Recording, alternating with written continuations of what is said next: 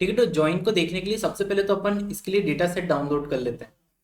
Join के लिए दो टेबल की जरूरत पड़ेगी, क्योंकि अपन जो क्वेरी लिखने वाले हैं वो दो टेबल से रिलेटेड रहेगी। तो एक सिंपल टेबल को अपन इंपोर्ट कर लेते हैं, और जो टेबल पे अपन वर्क करेंगे वो अब डाउनलोड कर लेना गिटहब से। अब गिटहब वाले लिंक पे जाना,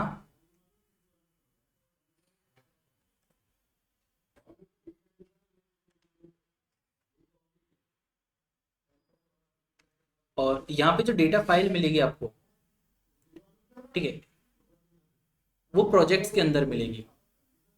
आप इस लिंक के अंदर प्रोजेक्ट वाले फोल्डर के अंदर चले जाना।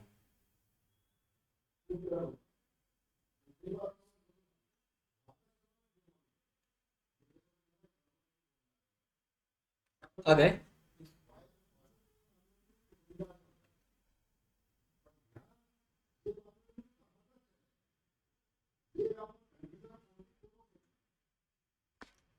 इसके अंदर आपको एक फोल्डर दिख रहा होगा, एसक्यूएल जॉइंस।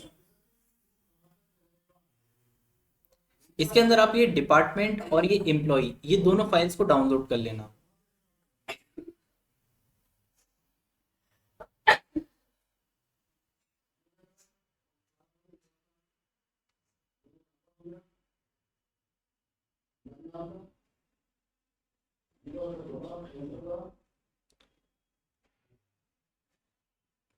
वो फ्री डेटा सेट के अंदर मिलेगा projects.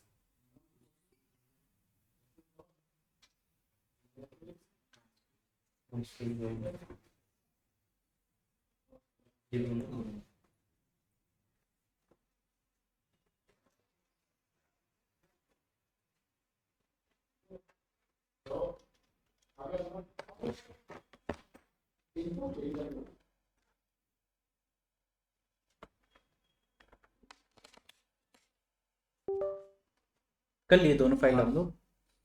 Upon one by one in दोनों को इंपोर्ट भी कर लेते हैं। जैसे आप डाउनलोड कर लोगे, अपन डेटाबेस पे पहले तो आप देख लेना एम्प्लॉय और ईएमपी करके कोई फोल्डर, वो तो नहीं है टेबल। जैसे ईएमपी जैसे इसमें दिख रहा था, तो मैंने ईएमपी को पहले तो ड्रॉप कर दिया। ठीक है, या फिर इंपोर्ट करते टाइम भी अपन कर सकते हैं। अपने टेबल को इंपोर्ट करने के लिए अपन इसी मेथड को यूज करेंगे। राइट क्लिक करके टेबल डेटा इंपोर्ट विजार्ड पे गए, और पहले अपन ने एम्प्लॉय के लिए इंपोर्ट कर लिया।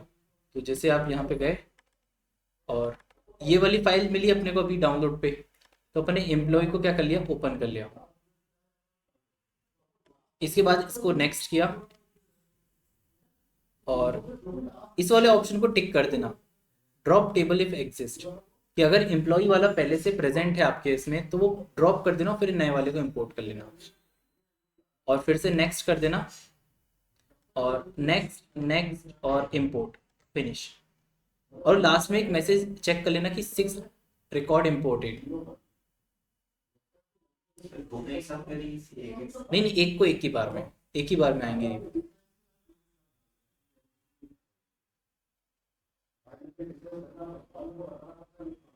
अब बिल्कुल सेम तरीके से फिनिश करने के बाद वापस राइट क्लिक करके एम्प्लॉय के लिए, वो इसके लिए भी कर दिया अपने डिपार्टमेंट के लिए। तो इस बार डेप्थ वाली फाइल को लियो, डिपार्टमेंट को ओपन करके, और इसमें बस नेक्स्ट नेक्स्ट नेक्स्ट और इम्पोर्ट।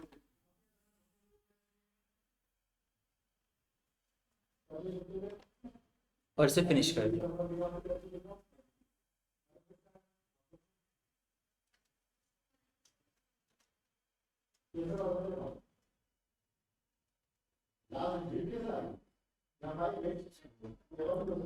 हो गए सबके?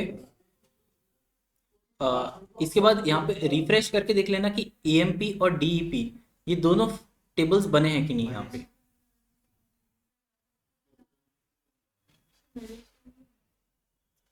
रिफ्रेश करके देखना। अभी इंपोर्ट करा ना अपन ने, तो वो रिफ्रेश करने के बाद आ जाएंगे वहां पे। नहीं आए?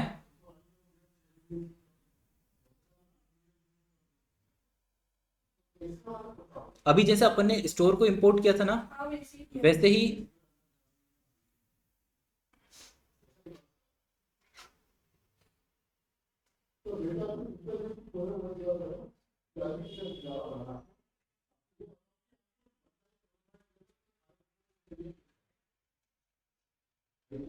और रिफ्रेश करने के बाद ऐसा नहीं दिख रहा कि ईएमपी और डीपी यहाँ पे दिख रहे हो अंदर।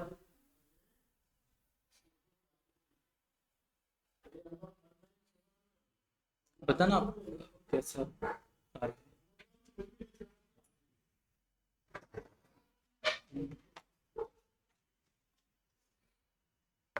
हाँ, एक टेबल को ड्रॉप डाउन करना था ना,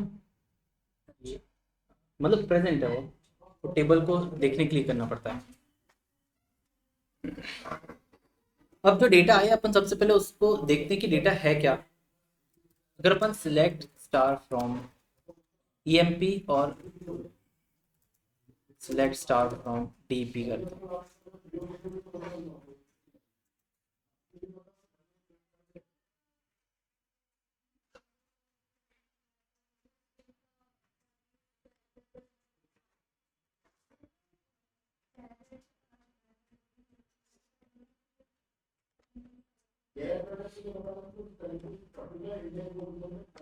तो ये आपको ईएमपी टेबल मिल गया होगा। और जो डीपी वाली फाइल है,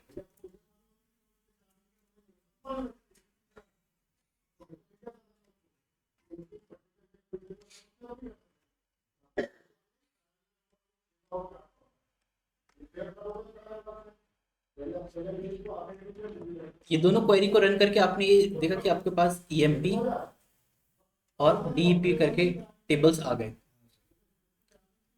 अब अगर एक क्वेरी अगर आपको लिखना है जिसमें आपको जो आउटपुट चाहिए वो कैसा चाहिए, आपको एम्प्लॉय की आईडी चाहिए, तो इसका मतलब ये वाला कॉलम चाहिए। तो अपने को चाहिए ईएमपी आईडी, एम्प्लॉय का नेम भी आ जाए अपने पास, जैसे रवि कुणाल ये सब है तो अपने पास नेम आ जाए, कॉमा उसके डिपार्टमेंट का नेम आ जाए कि वो किस डिपार्टमेंट से बिलोंग करता है। तो अपने को ये वाला कॉलम चाहिए। अब ये वाला कॉलम जो है वो इस टेबल का नहीं है, वो दूसरे टेबल का है। तो अगर अपन, एक और कंफ्यूजन है, यहाँ पे भी नेम है और एक तो यहाँ पे भी नेम है। अगर अपन ने इस तरीके से लिख दिया तो पहली बात तो आपका जो माई स्केल है वो यहीं पे कंफ्यूज हो जाएगा कि ये नेम जो है वो एक्चुअल में है कौन से टेबल का। तो अपन इसको थोड़ा सा रिवाइंड करके लिखते हैं कि जब ऐसे कॉलम्स होंगे आपके डेटा में जिसमें दोनों टेबल पे नेम सिमिलर हो तो एसक्यूएल कंफ्यूज होता है। जैसे ईएमपी आईडी में कंफ्यूज नहीं होगा, सैलरी में कंफ्यूज नहीं होगा, मगर नेम में जरूर होगा। तो इसको लिखने का तरीका थोड़ा सा डिफरेंट हो जाएगा। अपन रिस्पेक्टिव टेबल का नेम पहले लिखेंगे कि किस टेबल से उस कॉलम की बात कर रहे हैं। तो ये एम्प्लॉय टेबल का ईएमपी आईडी है, तो अपन इसको लिखने का तरीका चेंज कर देंगे कि टेबल का नेम डॉट एम्प्लॉय आईडी। इससे अपन कंप्लीट नेम लिख सकते हैं, मतलब पेरेंट नेम मतलब टेबल का नेम डॉट कॉलम का नेम। तो जो नेम होगा वो कैसे लिखाएगा, ईएमपी डॉट नेम। इससे एसक्यूएल को समझ में आ जाएगा कि आप एम्प्लॉय टेबल के नेम कॉलम की बात कर रहे हो। और कॉमा ईएमपी डॉट, नहीं इस बार ईएमपी का नहीं होगा, डीपी के लिए, तो यहाँ पे डीपी डॉट नेम। ठीक है, सबसे पहले तो अपन सिलेक्ट करते वक्त ये क्वेरी लिखेंगे। अब जो फ्रॉम वाली क्वेरी है वो अपन क्या लिखेंगे, फ्रॉम में अपन लिखेंगे क्योंकि डेटा जो आ रहा है वो दो टेबल से आ रहा है, एक एम्प्लॉय से भी आ रहा है और डीईपी। तो अपन फ्रॉम में दोनों का नाम लिखेंगे, अपन ईएमपी भी लिखेंगे और डीईपी भी लिखेंगे। अब जब दो टेबल से डेटा आ रहा होता है तो आपको बेसिकली इनको कनेक्ट करना पड़ता है, और जो कनेक्शन है ये आप बताते हो एक ज्वाइन कीवर्ड से, जो कि इन दोनों के नेम के बीच में लिखा जाता है। तो आपने बताया कि ईएमपी और डेप से जॉइंटली आप डेटा को फेच कर रहे हो। सिर्फ ज्वाइन कीवर्ड से काम नहीं बनता कि अपन ने उसे बस बता दिया कि दोनों से ज्वाइन है, आपको उसे स्पेसिफिकली इंस्ट्रक्ट करना पड़ता है उस कॉलम का जो दोनों में सिमिलर है। अपन ने प्राइमरी की और फॉरेन की बनाई थी, वो इसलिए बनाई थी कि ताकि अपन डेटा को फेच करते वक्त दोनों को सही फेच कर सकें, डेटा मॉडल भी इन दोनों कॉलम के बेसिस पे बना सकें। वैसे ही एसक्यूएल की क्वेरी लिखते वक्त भी जो कॉलम सिमिलर है दोनों में उसका यूज किया जाता है दोनों को कनेक्ट करने के लिए, और वो कॉलम है ये वाला।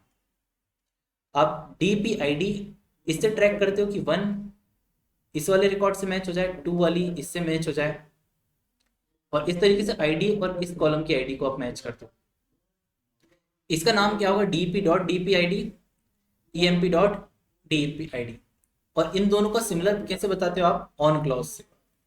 ऑन पे आप बताते हो कि एम्प्लॉय का, तो ईएमपी डॉट डिपार्टमेंट आईडी, तो डॉट डिपार्टमेंट आईडी जहां मैच हो जाए, तो अपने इक्वल लिखा। और इस कॉलम का नेम दिया कि डिपार्टमेंट का डिपार्टमेंट आईडी, तो अपन ने लिखा डीपी डॉट डीपी आईडी बस। और यहाँ पे क्वेरी को रन कर दिया, तो आपका जो कॉलम आएंगे वो आपको ये तीनों रिसीव हो जाएंगे। तो अपन इस क्वेरी को लिख के देखते हैं, ठीक है। तो अपन ने इसके नीचे ज्वाइंट डेटा लाने के लिए अपन ने सबसे पहले तो सिलेक्ट किया।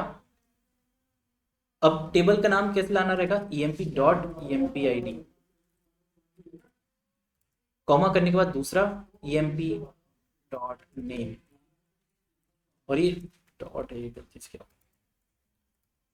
और फिर डिपार्टमेंट से लाना है तो डीपी डॉट नेम।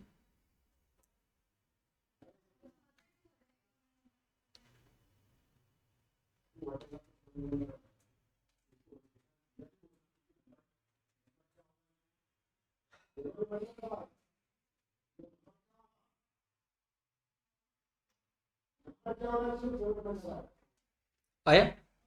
इसके बाद अपन फ्रॉम बताएंगे कि फ्रॉम ईएमपी जॉइन डीईपी, कि इन दोनों को ज्वाइन करना है और किस कॉलम पे करना है वो ऑन करके अपन ने बता दिया। तो ईएमपी डॉट डिपार्टमेंट आईडी, जो कि इस कॉलम में उस सिमिलर कॉलम का नेम है, और डीईपी डॉट डिपार्टमेंट आईडी, ये इधर पे इस कॉलम का नेम है।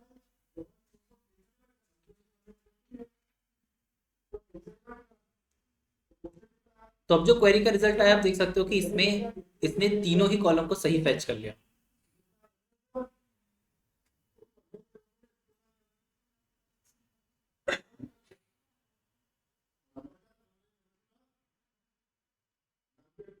सर जैसे हमें जो देखना था एम्प्लॉय आईडी और डिपार्टमेंट आईडी, और एम्प्लॉय आईडी के कॉलम से एम्प्लॉय आईडी का एम्प्लॉय नेम और डिपार्टमेंट के डिपार्टमेंट नेम। हाँ, तो हमने सर फॉर्म ज्वाइन तो कर लिया, देन ये ऑन क्लोज जो हम लगा रहे हैं employ ID dot department ID और डिपार्टमेंट आईडी का, हाँ, तो वो मैच कराना क्यों जरूरी है? हमने तो वो मैच कराना इसलिए जरूरी है क्योंकि अपन आंखों से देख के तो इनको मैच कर सकते हैं, मगर देख के करेंगे भी कैसे। अगर मैं अभी आपसे क्वेश्चन पूछूं कि ये रवि है, इसका डिपार्टमेंट का नेम क्या है, तो आप उसे कैसे मैच करोगे, कैसे ढूंढोगे उसका नेम। अगर किसी क्वेश्चन में आईडी नहीं है, ऐसा हो ही नहीं सकता कि दो टेबल को आपको ज्वाइन करना है तो उनमें सिमिलर कॉलम ना हो। मतलब अगर कोई ना सिमिलर कोई कॉलम मिलेगा। है ही नहीं ना, तो उनको ज्वाइन करना मुश्किल है, मतलब उसको वो ज्वाइन ही नहीं होंगे। जैसे अगर मैं आपको ये बताऊं कि ये ऑर्डर आईडी, मतलब ये ऑर्डर हुआ है क्या, मोबाइल, ठीक है, 500 रुपीज का, 5000 का, ठीक है। और ये कस्टमर टेबल है, ये ऑर्डर टेबल है। कस्टमर है यहाँ पे रवि और कुणाल, और यहाँ पे टेबल सेल हुई 4000 की। तो आप बता सकते हो कि ये रिकॉर्ड किसका था। जब सिमिलर कॉलम होगा ही नहीं तो आप इन दोनों को कनेक्ट ही नहीं कर सकते, और जब कनेक्ट नहीं कर सकते तो इन दोनों को फिर आप नहीं ला सकते। हालांकि लाने के फिर भी तरीके होते हैं, आप इनके बीच में अभी जब अपन टाइप ऑफ जॉइंस पढ़ेंगे ना तो इन दोनों को भी कनेक्ट कर सकते हो। मगर वो कनेक्ट क्या करेगा, वो मोबाइल के सामने इसका भी नेम लिख देगा और इसका भी नेम लिख देगा, टेबल के आगे इसका भी नेम मिल जाएगा, इसका भी नेम मिल जाएगा। इसको कहते हैं क्रॉस ज्वाइन, कि ये क्रॉसली सभी रोज को आपस में कनेक्ट कर देगा।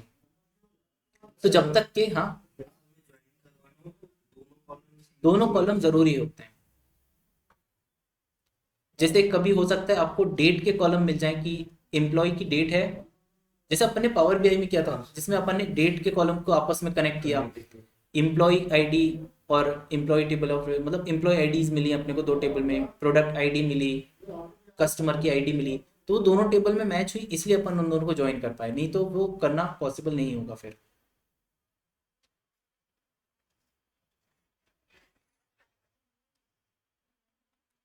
तो जैसे तो ये व्यू पर्पस तो हम इसको ऐसे देख सकते हैं हाँ। डिवाइड करके, बट कहीं रिपोर्ट में अगर इसका डेटा उठाना हो तो पॉसिबिलिटी। तो ये इसी के लिए तो कर रहे हैं अपन। तो अब इसका सेव कर सकते हैं या फिर इसी क्वेरी को यूज करके डायरेक्टली पास कर सकते हैं किसको, पावर बीआई को। तो डायरेक्टली इस पे रिपोर्ट बना सकते हैं अपन।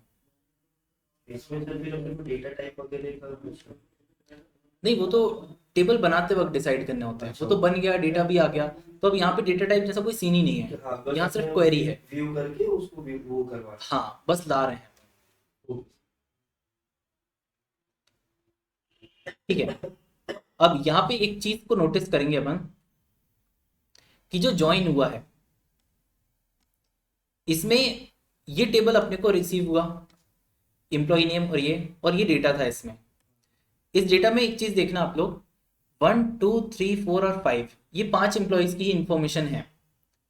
मगर जो अपने पास टेबल गिवन है उसमें कौन कौन से एम्प्लॉयज हैं।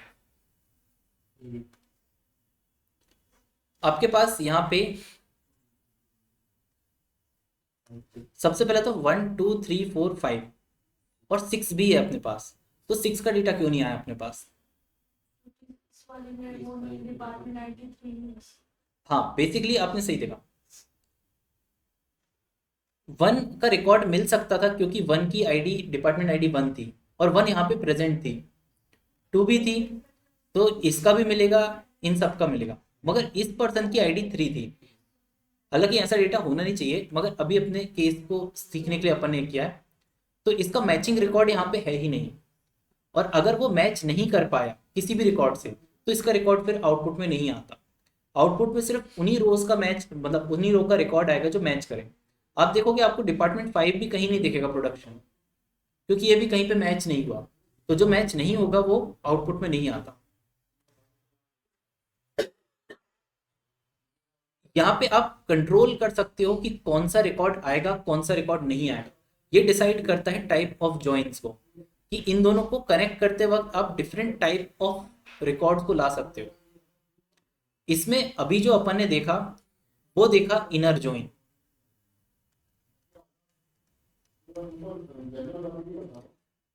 ये सबसे ज्यादा यूज होने वाला जॉइन में से एक है। इनर जॉइन का मतलब होता है कि इंटरकनेक्टेड जितनी भी रोज हैं सिर्फ उनका आउटपुट आएगा। तो जो कनेक्ट हुई सिर्फ उनका ही आउटपुट आया। अभी जब अपन ने लिखा ना, तो यहाँ पे अपन ने सिर्फ एक जॉइन कीवर्ड लिखा। बाय डिफॉल्ट जॉइन के साथ ऑटोमेटिकली इनर काम करता है, तो इसके साथ बाय डिफॉल्ट इनर जॉइन लगा हुआ था। मगर अगर इसका पूरा नेम आप लिखोगे तो वहां पे इसका पूरा नेम होता इनर जॉइन। मगर इसको लिखने के बाद भी सेम ही आउटपुट आएगा। तो अपन इसको लिख के देखते हैं। अपन ने यहाँ पे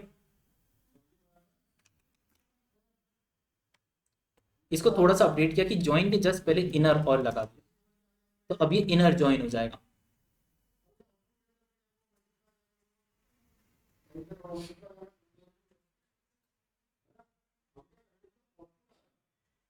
ठीक है आया।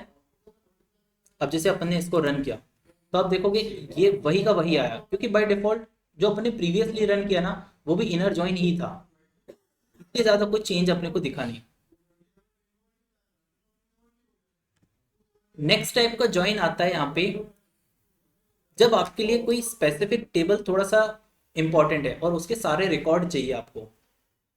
अब जो मैच होंगे वो तो चाहिए, जो मैच नहीं होंगे वो भी चाहिए। तो ये स्पेसिफिक टाइप का जो जॉइन है इसे आउटर जॉइन कहते हैं। आउटर जॉइन कैसा होता है कि किसी एक टेबल को स्पेसिफिकली आप चाहते हो, मतलब ऐसा तो नहीं है चाहते हो, मगर हाँ जिसके सारे रिकॉर्ड आप आउटपुट में चाह रहे हो। जैसे एम्प्लॉय, अगर आपके लिए एम्प्लॉय इंपॉर्टेंट है और उसके सारे रिकॉर्ड चाहिए, जो मैच हो जो मैच ना हो वो सारे। तो इसे कॉल करते टाइम आपने जब नेम लिखे तो एक लेफ्ट तरफ था, मतलब इस जॉइन कीवर्ड के लेफ्ट साइड एक टेबल का नेम लिखा और एक राइट साइड टेबल का नेम लिखा। तो जो लेफ्ट साइड था वो लेफ्ट टेबल हो जाता है, जो राइट साइड लिखा वो राइट टेबल हो जाता है। अभी अपने लिए लेफ्ट टेबल इंपॉर्टेंट है, तो यहाँ पे एक जॉइन और होता है लेफ्ट जॉइन।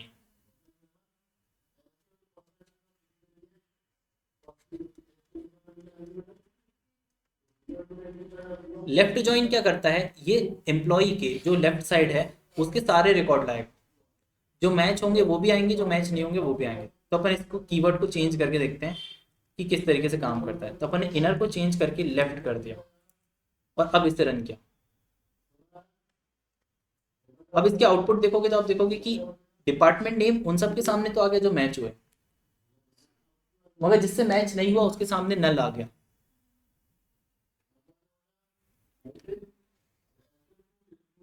मगर इसमें वो सारे एम्प्लॉइज आ जाएंगे जो एम्प्लॉय टेबल में प्रेजेंट है।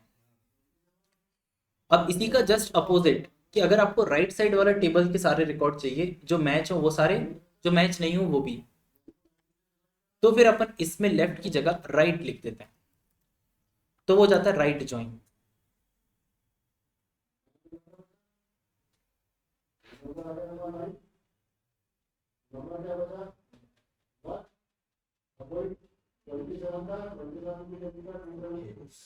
आ गया। इधर के प्रोडक्शन अब डिपार्टमेंट टेबल अपन ने राइट साइड लिखा था तो इन सब से तो मैच हुए थे डिपार्टमेंट, तो ये सब आ गए, मगर ये प्रोडक्शन का कोई मैचिंग नहीं था, बट स्टिल प्रोडक्शन पूरा आ जाएगा।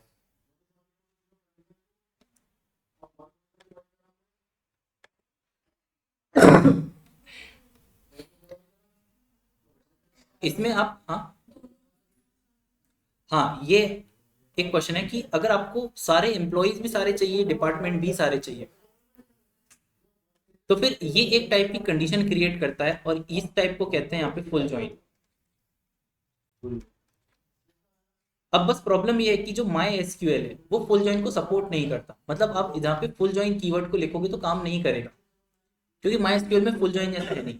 बट आप यहाँ पे इसे क्रिएट जरूर कर सकते हो, मतलब आप स्टिल इसे बना सकते हो। इसको बनाने के लिए आपको इसके पहले एक और चीज सीखनी पड़ेगी, वो है यहाँ पे दो टेबल्स के आउटपुट को ज्वाइन करना। जब आपको दो टेबल के आउटपुट को ज्वाइन करना है, जैसे आपके पास एक टेबल है 2019 की सेल्स का, एक टेबल है 2020 की सेल का,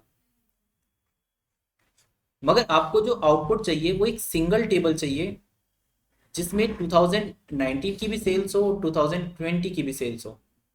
तो आपको ये टेबल चाहिए कि एक कंबाइंड टेबल में सब कुछ आ जाए। तो आप क्या कर रहे हो, एक टेबल के ऊपर दूसरे टेबल को स्टैक कर रहे हो। अब जब इस टाइप से आप स्टैक कर रहे हो तो इसके दो रूल्स होते हैं जिसको आपको फॉलो करना पड़ता है इसको स्टैक करने के पहले। पहला रूल ये है कि नंबर ऑफ कॉलम्स दोनों में सिमिलर होने चाहिए। ऐसा नहीं कि एक टेबल थोड़ा लंबा है, एक टेबल में कम कॉलम्स हैं और आप इन दोनों को स्टैक कर दो, ये काम यहाँ पे नहीं चलता। दूसरा, कॉलम की जो पोजीशन है और उनकी डेटा टाइप है वो सेम होने चाहिए। ऐसा नहीं कि एज यहाँ पे लिखी है और इसमें एज यहाँ पे लिखी है, तो ये भी गड़बड़ कर सकता है।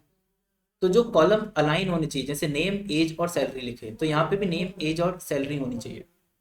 मतलब कॉलम की पोजीशन और कॉलम के डेटा टाइप दोनों सेम होने चाहिए। ये दो रूल्स को अगर आप फॉलो करते हो तो यहाँ पे आप इजीली इन दोनों को क्या कर सकते हो, कंबाइन कर सकते हो। अब इसे कंबाइन करते कैसे हैं, ये दोनों ही टेबल को पहले फैच करते हो, किसका यूज करके, एसक्यूएल की क्वेरी का। तो अपनी एसक्यूएल क्वेरी क्या बनती, सिलेक्ट स्टार फ्रॉम 2019 का टेबल, सेमीकोलन अभी नहीं लगेगा, अपनी पूरी क्वेरी हुई नहीं। और एक क्वेरी होती सिलेक्ट स्टार फ्रॉम 2020। इस क्वेरी का आउटपुट ये आ जाता, इस क्वेरी का आउटपुट ये वाला आ जाएगा। अब इन दोनों को ज्वाइन करने के लिए बेसिकली इन दोनों के बीच में एक कीवर्ड आ जाता है, उसका नाम है यहाँ पे यूनियन। तो इससे क्या होगा, इन दोनों का कंबाइंड आउटपुट आता है। तो इसको अपन करके देखते हैं। अपने टेबल में ऐसा कोई डेटा तो है नहीं, मगर स्टिल अपन करके देखते हैं।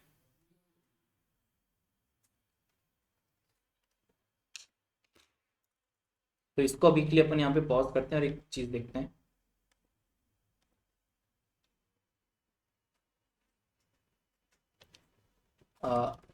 स्टोर वाले फाइल को ही अपन ले लेंगे। तो select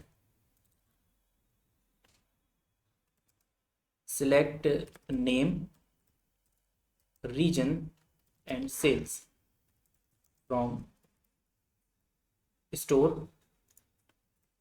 where region equals east. इस क्वेरी का आउटपुट क्या आएगा, ये तीन कॉलम आएंगे इसी पोजीशन में और रीजन सारे ईस्ट दिखने वाले हैं इस क्वेरी में। एक सेम क्वेरी इसी को ही कॉपी पेस्ट करके नीचे कर दिया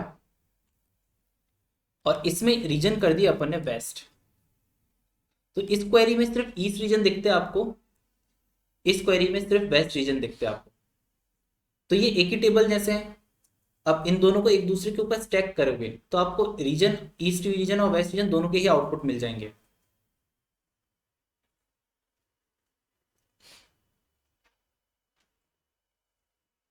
ठीक, जैसे अभी मैं इंडिविजुअल इनको रन करके बता देता हूँ।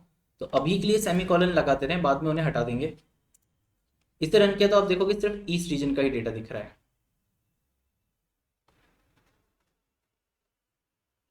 ठीक है, नीचे वाली क्वेरी में सिर्फ वेस्ट रीजन का ही है।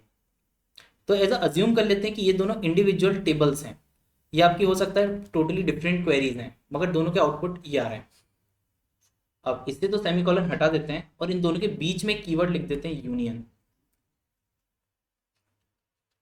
और इसको रन कर दिया। और जैसे आप रन करोगे आपको ऊपर ईस्ट का डेटा, क्योंकि ऊपर ईस्ट का डेटा था, और नीचे स्टैक हो जाएगा वेस्ट का डेटा। तो आपने बेसिकली एक टेबल को दूसरे टेबल के ऊपर स्टैक कर दिया।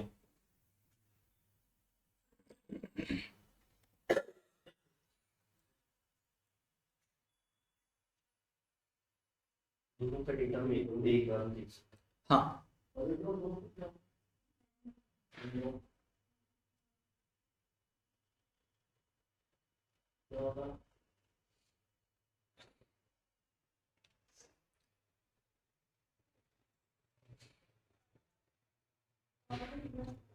अब अपन इसी को ऊपर वाले में अप्लाई करके देखते हैं कि इसे अपन कैसे फैच कर सकते हैं। अभी जो अपन ने टेबल लाए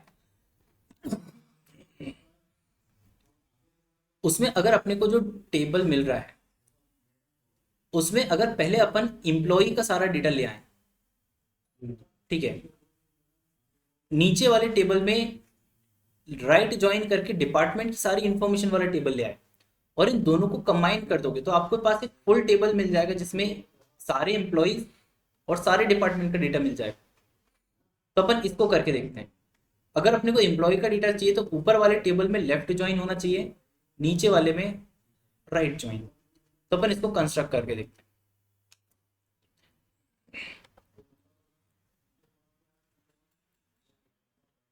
अब अपन इसको शुरुआत से लिख के देखते हैं तो प्रैक्टिस भी हो जाएगी। अब अपन सारे के सारे कॉलम्स ला रहे हैं तो अपने को ये बार बार टेबल का नाम लिखने की जरूरत नहीं है। तो अपन ने लिख दिया सिलेक्ट स्टार। फ्रॉम में अपन ने बताया कि लेफ्ट साइड में ईएमपी को लेंगे और इसे करेंगे लेफ्ट ज्वाइन डिपार्टमेंट से।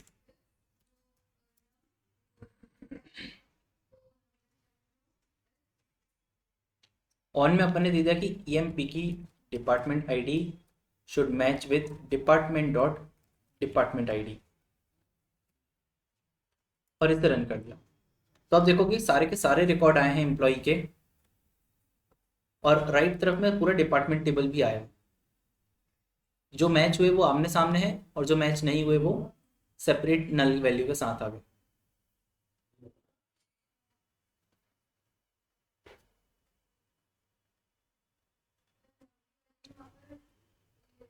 आ गया। अब अपन कोड में क्या करेंगे, इसी की एक नई कॉपी बनाएंगे नीचे तरफ। इससे सेमीकोलन को हटा देंगे क्योंकि ये दोनों एक ही क्वेरी है। नीचे वाले टेबल को राइट से रिप्लेस कर देंगे तो ये नीचे वाला राइट ज्वाइन हो जाएगा और ऊपर वाला लेफ्ट ज्वाइन, और दोनों के बीच में एक यूनियन कीवर्ड लिख देंगे।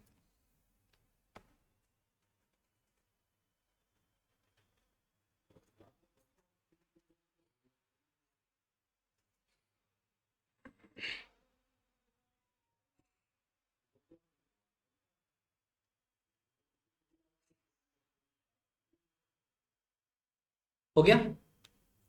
इसको अपन ने रन किया तो अब आप देख सकते हो कि ये ऊपर वाले तो सारे मैचिंग रिकॉर्ड्स हैं। ये 106 का रिकॉर्ड जो था वो एम्प्लॉय का यूनिक था तो वो भी आ गया अपनी रिक्वेरी में। 5 प्रोडक्शन वाला जो डिपार्टमेंट में यूनिक था वो भी आ गया। तो बेसिकली अपने पास फुल जॉइन था नहीं, बट स्टिल अपन ने यहाँ पे फुल जॉइन को बना जरूर लिया।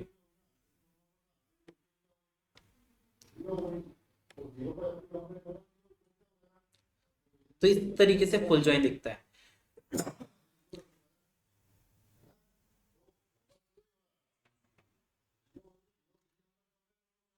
अब इसमें एक चीज और है, इस चीज को आप देखना बस। जब अपन ने लेफ्ट ज्वाइन किया था तो इसमें इतने रिकॉर्ड्स आए थे, कितने टोटल, यहाँ पे 336 6 रिकॉर्ड थे।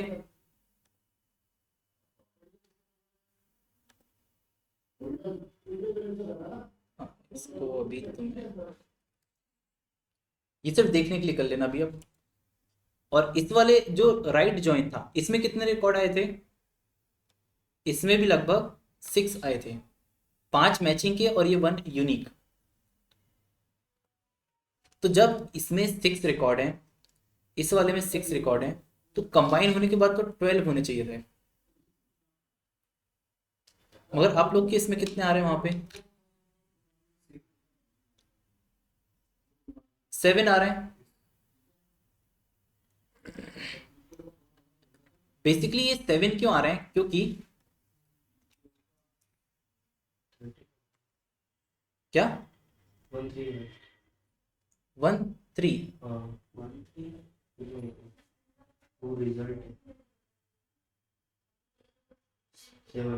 7 है ना। रिजल्ट क्यों दे रहे सर?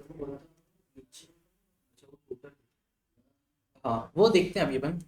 अब इसमें एक चीज इमेजिन करना, तो जो एम्प्लॉय वाला अपना आया था उसमें कुछ रिकॉर्ड मैचिंग थे और कुछ रिकॉर्ड मैचिंग नहीं थे। इनमें बेसिकली 5 रिकॉर्ड जो थे वो मैचिंग थे और एक था यूनिक। नीचे वाले में भी सेम थे केस, 5 मैचिंग थे और एक यूनिक था। अगर इन दोनों को एग्जैक्टली ही अपेंड कर दिया होता तो ये 5 और ये 5 ये दोनों में ही एग्जैक्टली सेम है, तो बेसिकली डेटा रिपीट हो रहा होता। ऊपर के 5 रिकॉर्ड रिपीट होते, नीचे फिर 5 रिकॉर्ड रिपीट होते और फिर ये दोनों यूनिक आते, तो फिर अपने पास 12 आते। मगर ये जो यूनियन वर्ड होता है ये बाय डिफॉल्ट यूनिक रिकॉर्ड को ही रखता है। मतलब जो कंबाइन होने के बाद यूनिक बचते ना उनको रखता है। इसलिए इसमें क्या होगा, आपको सेम मिले, मतलब कि जैसे अब मैं इसको थोड़ा फिक्स कर देता हूँ वापस।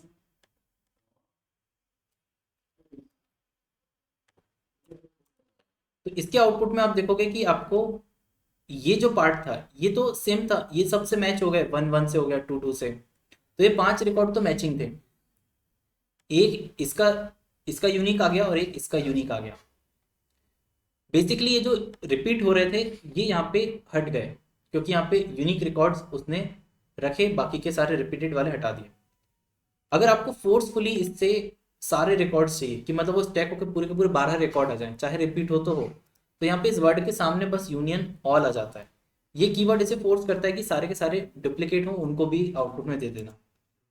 और फिर आप करोगे आउटपुट में तो आप देखोगे कि आपको ये पूरा का पूरा ऊपर वाला टेबल मिल गया जो कि एम्प्लॉय का लेफ्ट ज्वाइन था, और ये वाला पूरा का पूरा वो टेबल मिल गया जिसमें डिपार्टमेंट का राइट ज्वाइन था। अब इसे कोई फर्क नहीं पड़ता कि रोज रिपीट हो रही है या नहीं, वो सारे के सारे रिकॉर्ड दे देगा और नीचे आपको 12 रो रिटर्न दिखा देगा।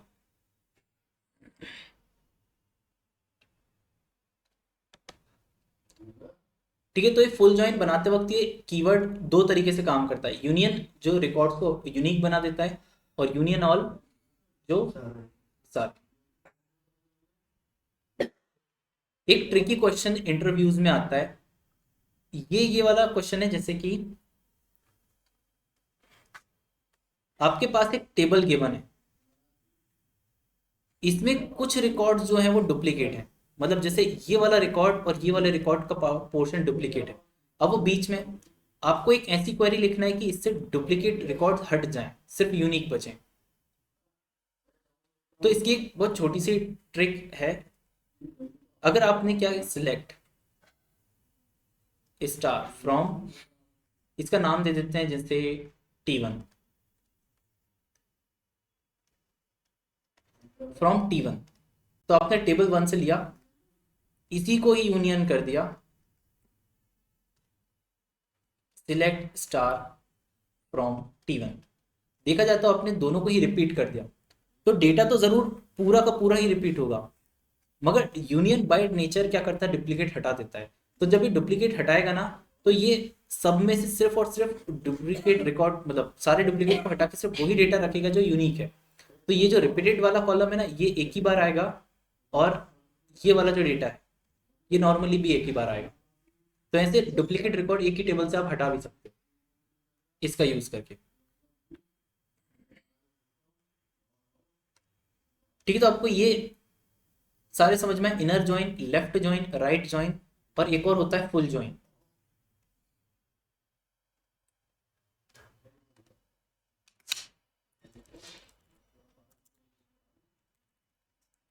अब यहाँ पे कुछ चीजें और देखते हैं। अगर मैं इस तरीके से कर दूं, select star from EMP join department, मतलब कुछ भी नहीं लिखा, तो भी आपका डेटा ज्वाइन हो गया।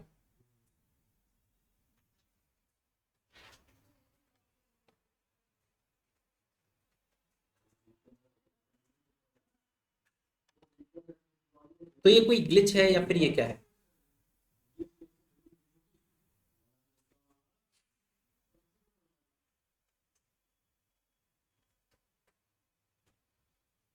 सर इसमें यूनिक नहीं रहा ना, पूरा डेटा देखो। हाँ, बेसिकली इसने क्या किया, इस टेबल को इस टेबल से ज्वाइन किया। अब जब आप स्पेसिफिकली उसे नहीं बताते हो कि कौन सा रिकॉर्ड को कैसे मैच करना है, तो इसने क्या किया, एम्प्लॉय टेबल पे है अपनी 6 रोज, डिपार्टमेंट टेबल पे है अपनी 3 रोज। तो इसने क्या किया, जो एम्प्लॉय की पहली रिकॉर्ड थी, अब उसे पता ही नहीं था किस रो से मैच करना है, तो SQL जाएगा, इससे भी मैच कर देगा, इससे भी मैच कर देगा, और इससे भी मैच कर देगा। फिर वो उठाएगा दूसरी रो को ऊपर वाली से भी मैच करेगा, इससे भी मैच करेगा, और इससे भी मैच करेगा। तो काइंड ऑफ 6 की 6 को रिकॉर्ड हमेशा हर 3 से मैच होंगे। तो इनका क्या बनेगा, यहाँ पे ये प्रोडक्ट बन जाएगा कि 6 3 टाइम तो इक्वल्स टू 18। इसलिए अपने को लास्ट में 18 रिकॉर्ड्स मिल रहे हैं कि 6 के 6 पूरे के पूरे 3 से मैच हो गए। इसको बेसिकली क्रॉस ज्वाइन कहते हैं।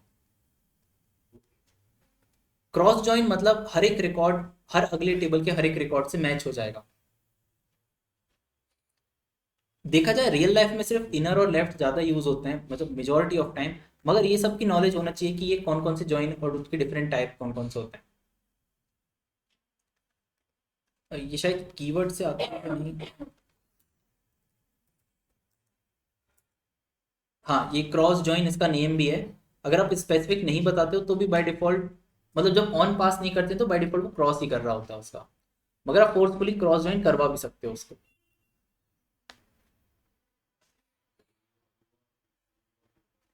इसमें एक ट्रिक है, और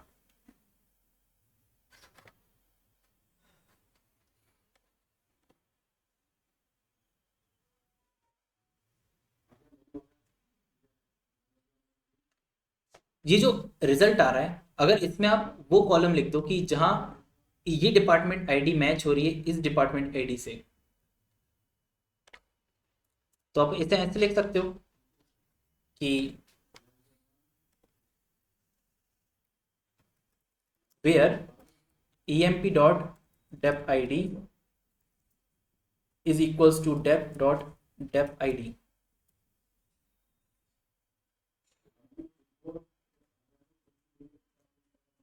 तो फिर ये क्या करेगा, सिर्फ उन रो को लाएगा जहां पे इंप्लॉय टेबल की डिपार्टमेंट आईडी मैच होगी इस वाले से, और अगर इसको रन कर दिया तो ये क्या मिल जाएगा अपने को,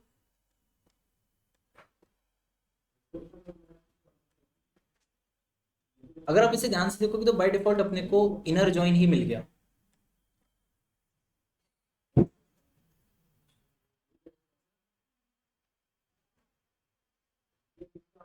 ये इनर जॉइन ही है जिसमें रो मैच हुई, सिर्फ वही आउटपुट में आई, जो मैच नहीं हुई वो सारी फिल्टर आउट हो गई।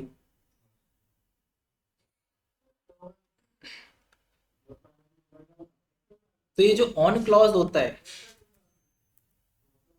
देखा जाए तो ये ऑन क्लॉज एक टाइप का वेयर ही है, सिर्फ वो ये इंश्योर करता है कि ये दोनों आईडीज मैच होनी चाहिए, उसी रो को लाना है। तो आप ऑन की जगह वेयर भी लिख सकते हो, तो भी काम करता है। तो ये एक टाइप का फिल्टर है। इसका मतलब इनर जॉइन भी बाय डिफॉल्ट सबसे पहले क्रॉस जॉइन बनता है। वो टेबल क्या करता है, एसक्यूएल उन सबको मैच करता है आपस में, और फिर प्रेफर करता है कि शो सिर्फ उतनी ही रिकॉर्ड किए जाएं जो मैच हो रहे हैं।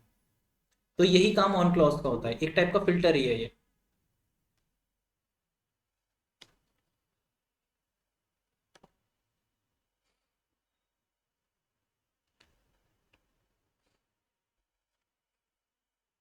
ठीक है, इतना आया आपको पूरा हाँ। क्लियर है इतने में?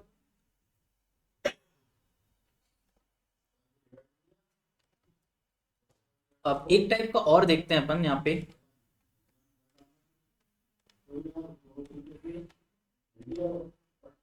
यहाँ पे एक तो इनर जॉइन है, left join, full join, union, और ये सबके ये चीजें भी लिखती थी। ठीक है, तो नोट्स में आपको सब मिल जाएगा। एक टाइप का और जॉइन होता है, वो होता है सेल्फ जॉइन। अब ये सेल्फ जॉइन का कॉन्सेप्ट अपन देखते हैं, और इसको देखने के पहले बस एक चीज और देखते हैं।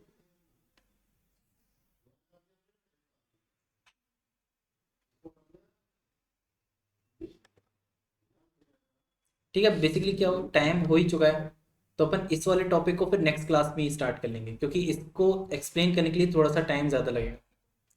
ठीक है, तो फिर अभी के लिए अपन